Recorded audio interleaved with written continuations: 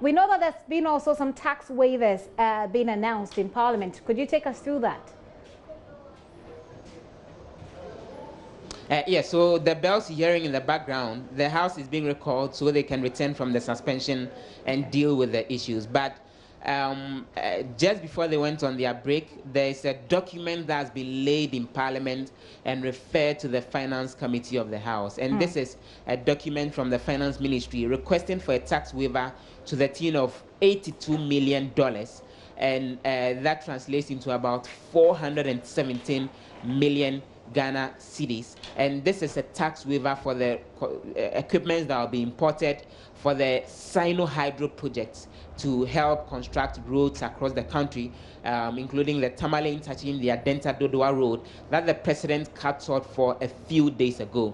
And this request is coming because the finance minister is indicating that he would want to help facilitate the process so that then the contractor, Sinohydro, is able to do the project without any major challenges. And the minority are already raising concerns about this. They say they are kicking against the request for tax waivers for a number of reasons, including their claim that there isn't a value for money audit yet, so no one is exactly sure of the true value of those projects that are to be done. And we gather that the Finance Committee is going into a meeting any moment from now in order to come back to the floor with a request as to whether the House should approve it or otherwise. But this is something that they want to do before the House goes on break later today. So $82 million tax waiver for the $500 million project.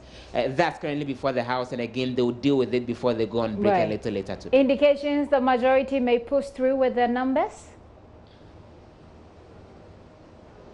They've given that green light that this is something that they think will actually help facilitate the Sinohydro project. So with their numbers, they would be going ahead to push it through so that then the Sinohydro project is not stalled in any way.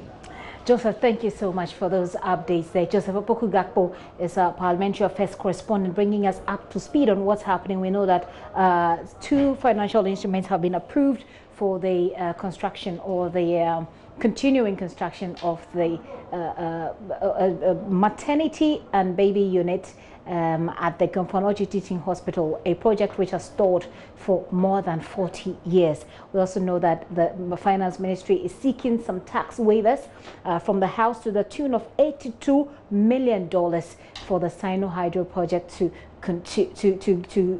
to begin, as we saw the president cut short for its commencement. And of course, there have been concerns about the approval of the Minister for the newly created Bono East region.